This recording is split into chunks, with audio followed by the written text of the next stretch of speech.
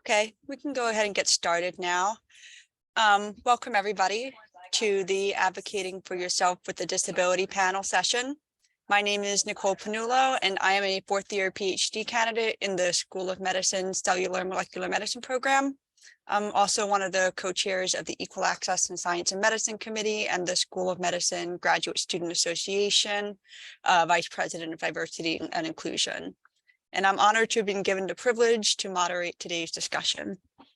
I'd like to briefly introduce our speakers today. David Rice Jr., who is a public policy specialist and social scientist currently working as the acting branch director of the special emphasis programs at the NIH Office of Equity, Diversity, and Inclusion, as well as Dr. Terry Massey-Burrell, who is the Director of Student Disability Services on the Homewood campus at Johns Hopkins.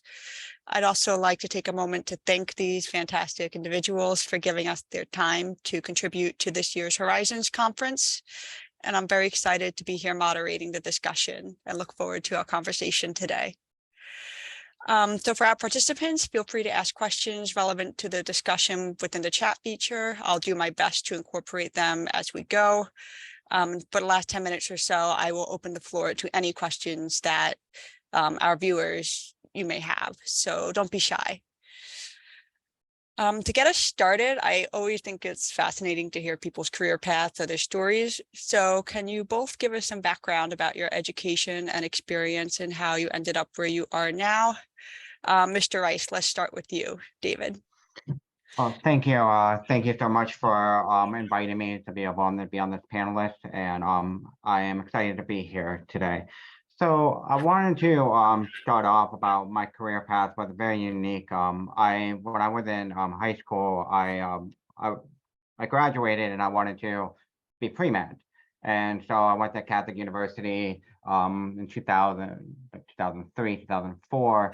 And when I was in Catholic University, one of the struggles that I had at the time was getting qualified interpreters to be able to interpret for like organic chemistry, biology, all the core classes that are required, because it's not that the interpreter wasn't given to me, it wasn't an effective interpreter. And that's the key word when we think about reasonable accommodation, is that it's an effective one. And so during that time, and the theme today is about advocacy, and I didn't really know at that particular time how to advocate for myself or to get effective communication, to be able to get a better understanding and get the same learning experience as my peers have.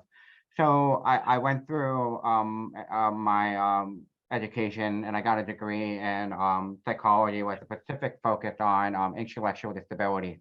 And the reason why I did that was because I wanted to find a way to be able to ensure that what happened to me doesn't happen with someone else in the future. And it's like one of those things where the stars aligned. When I got a phone call from NIH when I graduated that said, hey, you want to come in for an interview? And I was like, well, absolutely, I will. Because at the time when I was in high school, I went to a Georgetown summer program for future pre-med biomedical researchers, and we got to visit NIH. And when I came in for my interview, I had flashbacks from that, and I was like, and when I walked on that campus, I was like, this is where I need to be.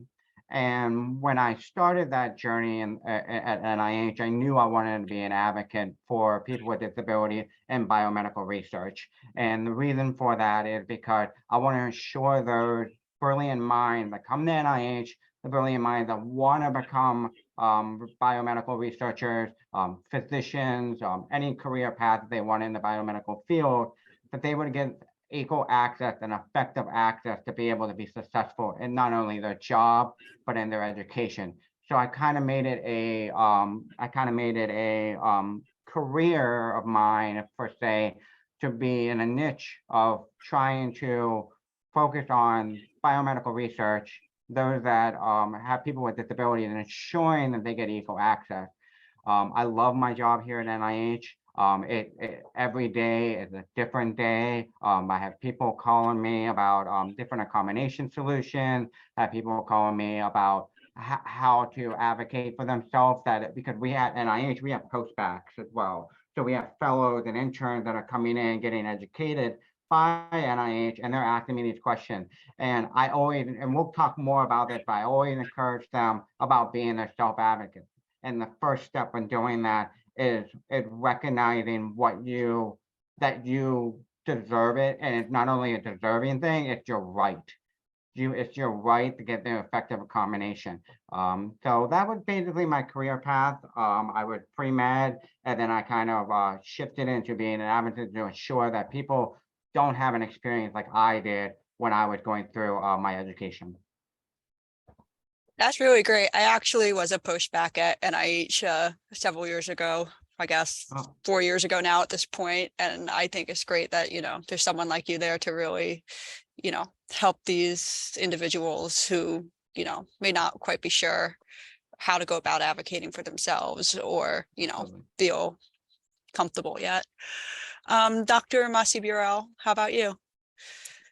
Again, to reiterate what my fellow panelists stated, thanks for the invitation. As an alum, I really do value this opportunity. And as I reflect on that question, what I think about is as an undergraduate, I went to undergraduate school in the district. I went to Howard University. And while I was at Howard, they had this student organization called Student Ambassadors.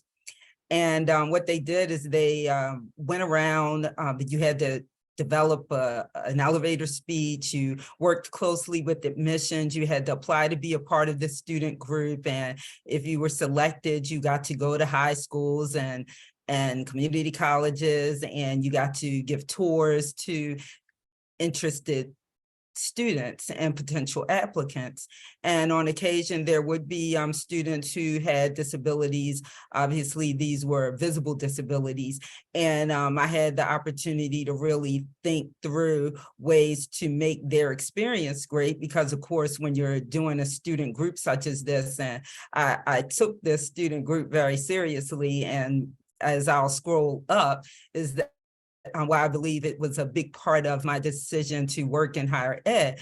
So after that experience, I came here to graduate school at Hopkins and did my master's here.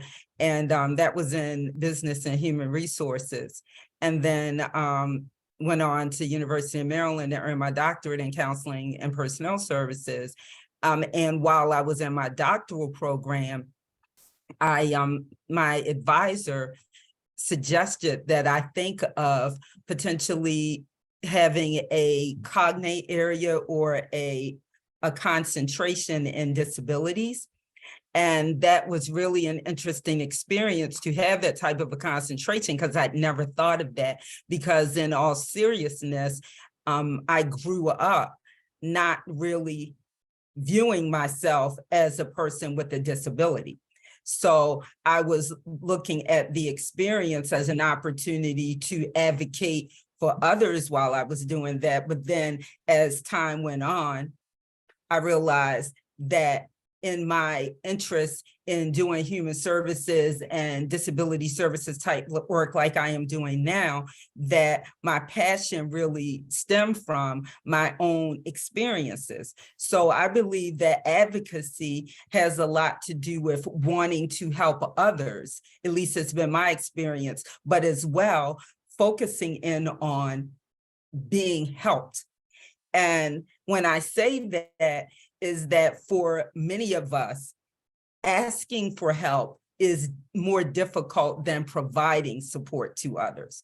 So my trajectory to getting to this point had to do a lot with my experiences, either volunteer or student group, as well as having mentors or role models who suggested this, because obviously the way others see you or me specifically is not the way that I am always seeing myself.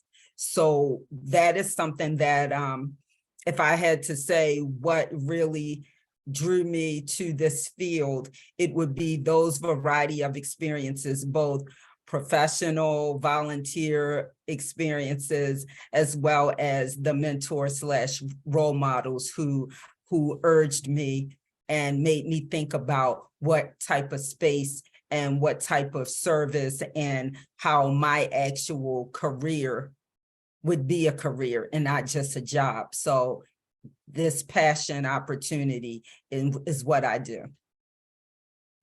Yeah, that really resonates with me. And I think, yeah, it's any kind of organization or community is a lot stronger when you have people with diverse perspectives and experiences. And that includes people with disabilities.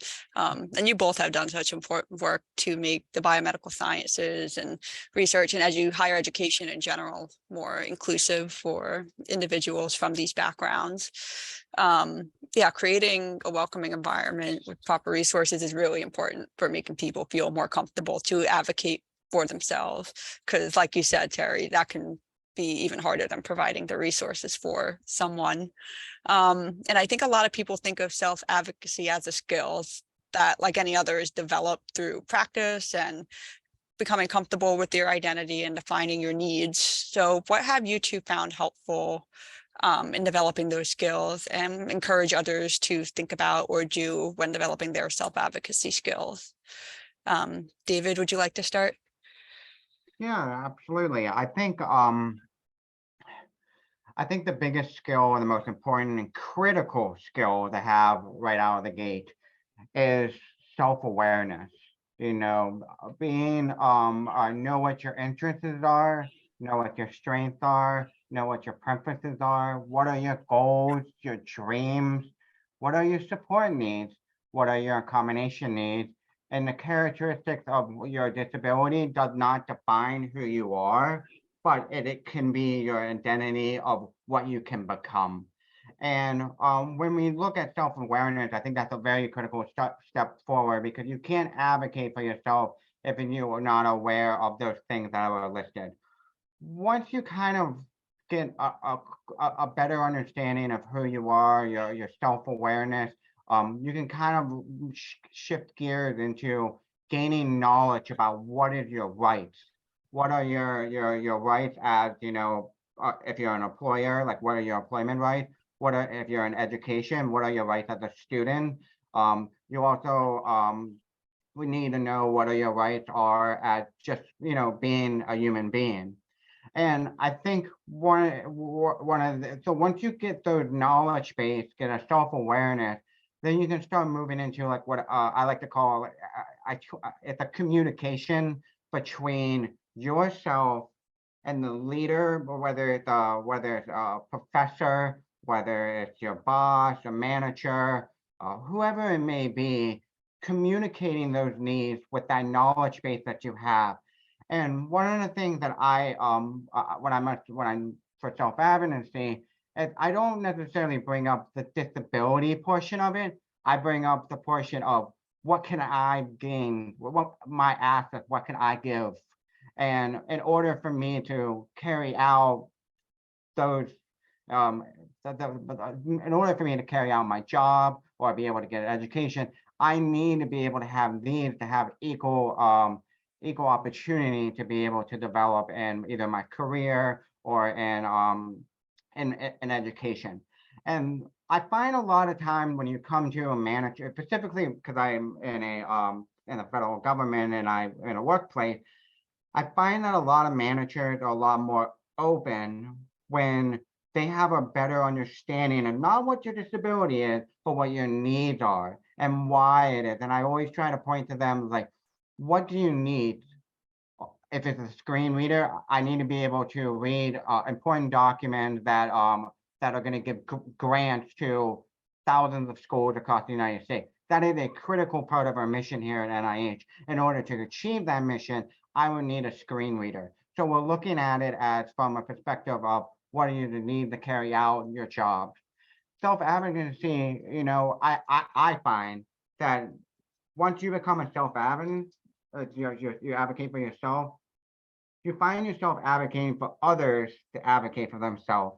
And it's a really good pay it forward type of thing. And you get more and more comfortable about self-advocacy as you're teaching and mentoring other people doing it, and it really spreads like wildfire. It's not easy, especially the self-awareness part. It is not an easy journey, but it is an important step into your own self-evidency. Thank you. Uh, Yeah, Could you go ahead, repeat the Terry. question, please, Nicole? Yeah, the question basically is, what have you found helpful in developing your own self-advocacy skills, and what would you encourage others to do or think about when developing their own skills? I believe that it is definitely important to be able to articulate what your needs are. And with that, understanding that your needs may change over time, as well as being a great listener and a student of just of the literature, of understanding exactly what it is that is current, because technology is really important, understanding how technology can assist us, but also there are low-tech opportunities and things that folks need to consider. I have found, and again, my own personal experience, I think it is important to be completely, as much as you can, transparent.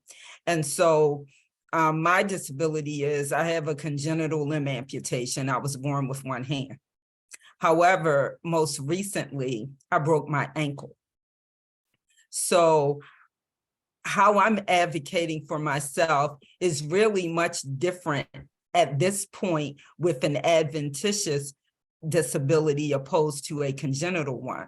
This accidental one has been more of a challenge for me, because being born with one hand, I was raised as by parents with, no disability. They had two hands, so they raised me as somebody who, they raised me the way that they were raised. So I really, didn't, as I said, I didn't focus on having a disability as much as I focused on overcoming and doing exactly what it was that my peers and my family members and my parents and everyone around me was doing. So what I needed to do is just produce. So when it came to riding a bike, I rode a bike when everybody else did. I knew how to skate. I got a driver's license at 16. I drove vans and trucks and all kinds of things. So that was who I was as a person. But now who I am in my recovery process of having this recent injury is totally different, because I've had to recalibrate. I always had great balance as a person with one hand, but a person with one hand and a broken ankle, when you can't use crutches, that is a different recalibrating and trying to balance that. So when I think of how I've learned to advocate and what I would share with others when it comes to advocating, is recognizing that self-knowledge is key, but also that fluidity, being understanding that things will again change over time. Not just necessarily, you'll look at the literature and they'll often talk about, age of onset, and a lot of times looking at becoming an older adult and how certain things happen, but it doesn't even necessarily have to be affiliated or associated with age, as much as it just needs to be having a clear understanding of what your needs are. And in my role in disability services is being a listener and being an observer, and as well having a toolkit and understanding what has worked successfully in the past, but also not being so stuck on what has worked in the past, because it is important to be individualized and understanding what will work best for those we are serving and those we are providing those advocacy skills to. Yeah, I think that's a really great point, that you have to constantly be reevaluating. So my next question is, so disclosure is something that a lot of people in the disability community struggle with, and there's often a fear of discrimination, being viewed as less competent, and losing future opportunities as a result. How would you advise someone who's concerned about disclosing a disability to advocate for themselves?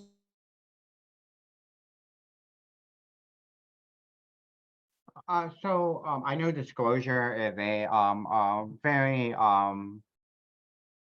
personal decision to be made, because here within NIH, it's a volunteer thing.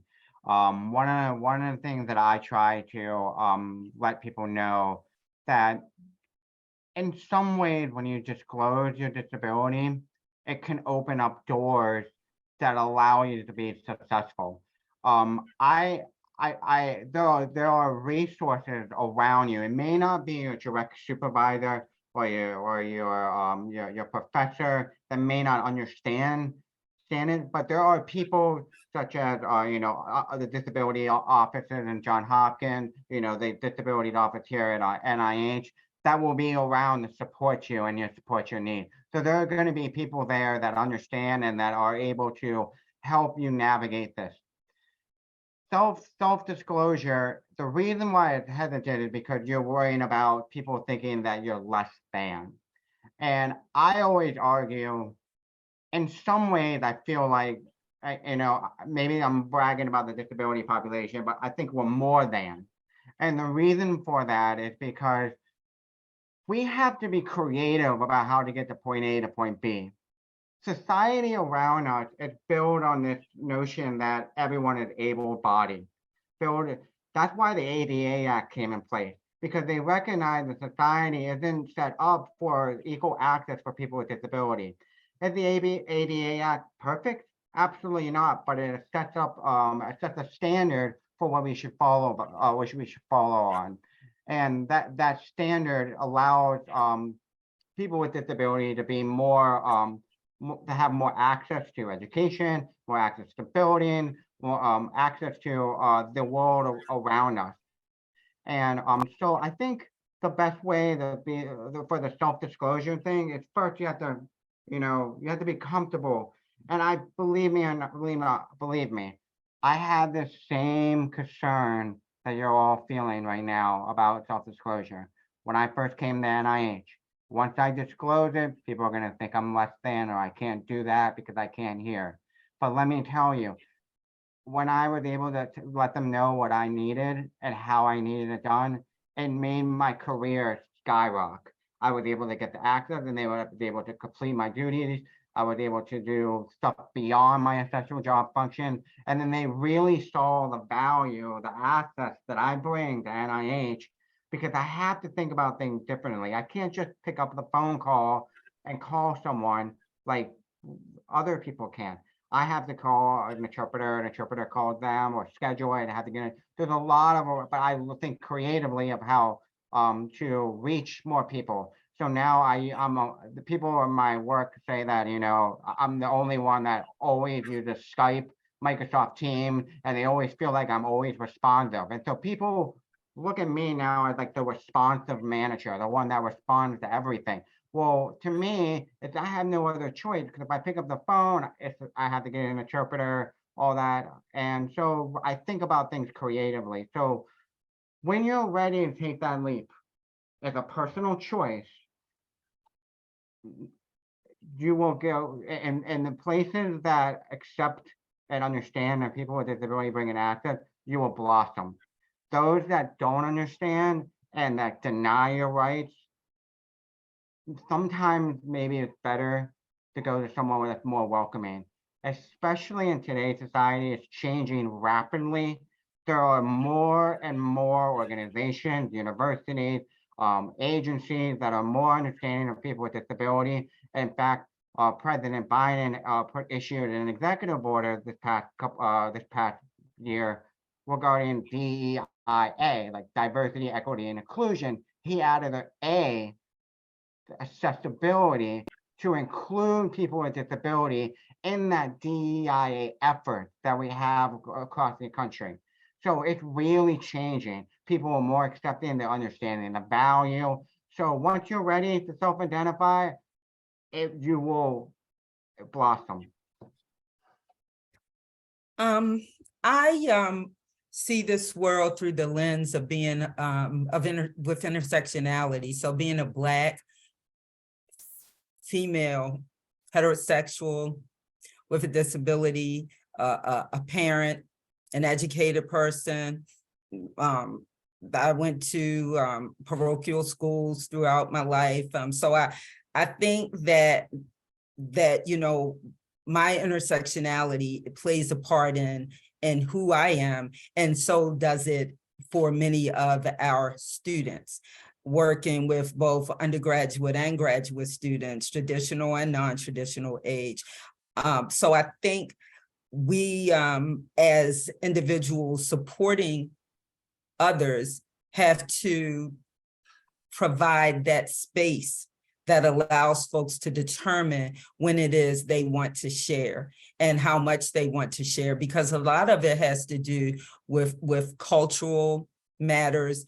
And if they're from a culture that sharing certain things is really taboo, then it may take a while for someone to feel like they can disclose.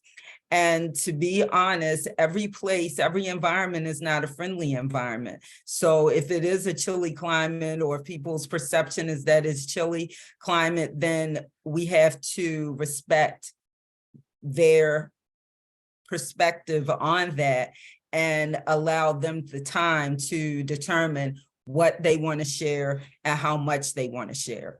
I do believe that with the Americans with Disabilities Act and the amendments and what we have now in place provides us as a community the opportunities to do more than those who, you know, came before us, but it's still a personal choice, because it is the reality from time to time.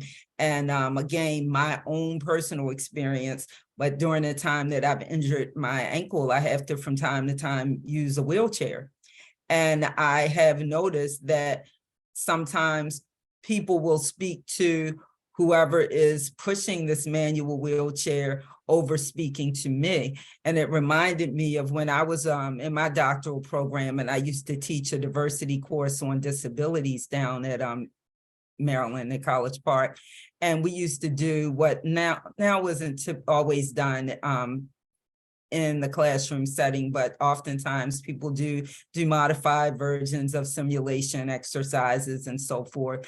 And a part of what we found from the students that did different exercises is that they were really surprised if they went with someone who was using a cane or crutches to even a shoe store, that instead of asking the person trying on the shoes what size do they wear, they may ask the person who accompanied them.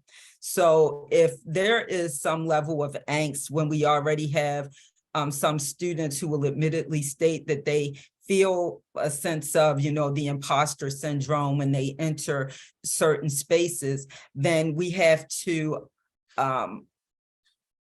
have those types of discussions to find out how we can push past feeling a level of uncomfortableness and find out what it is that would make individuals feel more comfortable in sharing who they are and what their needs are, or requesting services. Because oftentimes I have this tagline, and I'll say this to my team members and to students and parents looking at our institution. I'll often say, they'll say, well, I'm not sure if I want to register. I don't want people to look differently towards me. And I'll always say, you know, you are admitted to Johns Hopkins University. This is a highly selective school. So if you seek out accommodations, it is better to have those services and not need them than to need them and not have them. So sometimes saying those things will push folks to think, oh yes, you're right, maybe I won't have to use them. But other times, you know, it really may be, you know, a family dynamic, a cultural issue that has put the person in a position that they really don't want to expose themselves, because that vulnerability makes people feel a bit uncomfortable in certain spaces.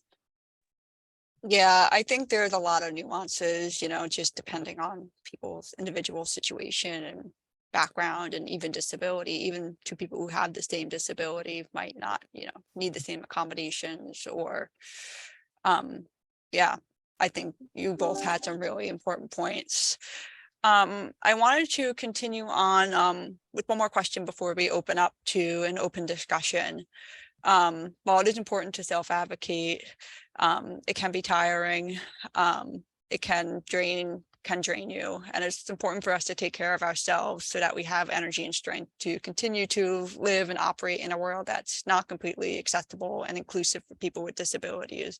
So I wanted to ask you both what advice you have on taking care of your mental health when you're balancing, you know, advocating for yourself with your job responsibilities or school responsibilities, you know, and other, you know, daily tasks that you need to complete for yourself. Yes, I think this is a really, really good question. It's still for a lot of people view mental health as a taboo subject. I do not. I have an anxiety issue. I had anxiety for a year, 2 years now, and I've openly admitted to my team. I let them know why I struggle at sometimes with it, and my team has taught me that it's not about being and getting things done as quickly as possible, trying to please everyone. It gets overwhelming. And when you talk about advocacy, it gets overwhelming. Like, well, now I got to know what all the laws are. I got to know how to defend myself. I got to be able to communicate. If you have someone that doesn't quite understand, I got to educate them on that. It can be very, very taxing and tiring. From one of the things that what I do is I try to take a step back and just do stuff that you enjoy doing. If you enjoy reading books, read books. If you enjoy going golfing, go golfing. Whatever you enjoy can reset your mind. One of the other things that I do here is that a lot of people think sick day. A sick day is like you have a physical sickness, like you have a cold or a headache, whatever it may be. I view if you need a mental health day, take it, because I prefer my staff to be mentally there and clear, calm, and ready to work. Because when you do work like the DEIA space, like I do, it can be a very thankless job. You're doing so much for others. You're doing so much for others, and you sort of forget about yourself. But if you really look at it as like, if I can't take care of myself first, how can I take care of my community that I'm serving? And so it is very important to take an opportunity to, when you're feeling mentally drained, take some time, do some of your favorite things in your world. That'll allow you to reset, come out with a fresh mind. And I know in America it's hard because everything is go, go, go, go, go, go, go. But you can still do that. And you might even be able to get things done more efficiently if you just take a break and allow yourself to reset. So I think mental health is so critical when you're doing self-advocacy. Make sure you give yourself some time and appreciate yourself as well. It's hard work. Appreciate what you're doing. And look at yourself and give yourself a pat on the back, like you did a good job today, David, because that is so important. When you teach your mind that, it'll help you move forward if you're feeling stuck. And I feel like some people make their own self their worst critics, but you got to give yourself your own credit too. So that's my take on what I do and what kind of support I give my team on when it comes to mental health. I definitely agree. Mental health is essential. Your health above the neck is just as important as below the neck. And at the risk of sounding cliche, I say laughter is important. Laughter is essential. Whistling while you work sounds cliche as well, but it is important. For folks on my team, they know in the mornings, it's important for us to just do a modified version of meditation and appreciative inquiry and sharing with one another. You know, what did you do over the weekend? Did you have your favorite meal over the weekend? What are your young people doing? You know, if someone has pets, you know, what's happening with your pet? In addition, just the healthy pieces around. We spent time to ensure that we had filtered water in our space so that folks can definitely drink the water that they need and not have to go so far to get it. Making certain that folks have time to, you know, have their lunch breaks. And from time to time, is there an opportunity in your workspace to have that kind of conversation? And on within my role, just developing key partnerships with each other and building those relationships, because when it comes to relationship building, I think that actually helps us feel some level of support, and our mental health is even more stabilized and increased when we feel that we're in a space where people are celebrated. And so I think that we as a society, and even here at Hopkins, much of that has become a really big part of who we are when it comes to holidays. You know, even administration, you know, the day before a big holiday, you know, it may be a half a day off so that people can get a head start on going places if they're, you know, going to be traveling. So if you work for an employer that is understanding that work-life balance, or as our keynote said yesterday, our life balance, that is really essential. And so, and this, the other good thing is being in a space where you feel valued and showing that appreciation of those around us helps with mental health. We want to be in spaces where we are valued, where we are cared for, and where people do show a level of support. And if we show that that's a value of ours, and we demand those kinds of experiences in our spaces, then I believe that, I think my colleague David said here earlier, you know, when you're working in a space, you want to be in a place that wants you and you want to be wanted, to paraphrase that. And so that's really what I would suggest for all of us who are on this call, and anyone that watches the recording, is that the way that we treat others also has an impact and could potentially have an impact on their mental health. So being cognizant of our body language and the way that we speak to others is essential to everyone being in a space where they feel comfortable and celebrated. And yes, mental health is key. Thank you both. That was really great advice, and I certainly am planning on taking a lot of it. Think it's a good reminder for myself as well. I think we have a few minutes left. We have about 6 minutes. So at this point, I want to thank both of our speakers for providing such fantastic information. And if anybody has any follow-up questions, feel free to unmute or type in the chat and I can read them out loud.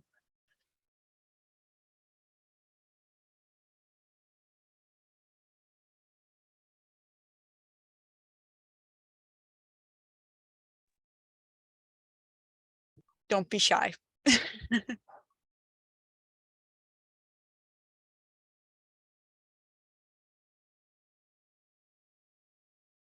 I guess I could start with another question on my own. Overall, what advice, you could just take a couple minutes to answer. What advice would you give for combating internalized ableism? Because I know that's something a lot of people, struggle with in the disability community. So I can probably give you 3 days worth of information on ableism. It is something that I combat every single day, and it is so subtle. It's integrated into our society. It's a structural issue, and just like all the other ableism isms, it's ingrained. I mean, there's hundreds of years of institutionalizing people with disabilities, segregating deaf and hard of hearing individuals because they didn't want to, women and males because they figured it was genetic and they didn't, that was the way of curing deafness. One way that we have to combat that is we have to bring people aware of it. One of the things we're here doing in NIH, we're doing an ableism initiative right now, because I'm going around, I'm talking to PI scientists, I'm talking to PI principal investigator, I'm talking to scientific directors, executive officers, and they say it's the first time I ever heard this. I had no idea. It all makes sense now, but I had no idea. I had no idea telling someone on the metro that it's nice to see people like you around is a microaggression towards someone that is in a wheelchair, or whether it maybe with someone with a disability. But they, in their mind, they were thinking, oh, that was the goodness of their heart saying that. So it's a real struggle. And my thing is, I always try to get people to be anti-ableist. And to be able to be anti-ableist, you have to be an ally. And being an ally doesn't mean speaking up for the people with disability, speaking for the people with disability, but giving people with disability the platform to speak up for themselves. So I know we're short on time. I wanted to give the next panelist the opportunity to say on that. Thank you for that question. Yes, I do thank you for that question, and to give us as succinct of a response as possible. It's really just, working towards combating the misconceptions and stereotypes that others may have. So if I'm saying this directly to someone, it's all about sharing your own story and your own narrative, and not allowing others to label, if you will, or give you any particular type of judgment, because you spend time just sharing who you are.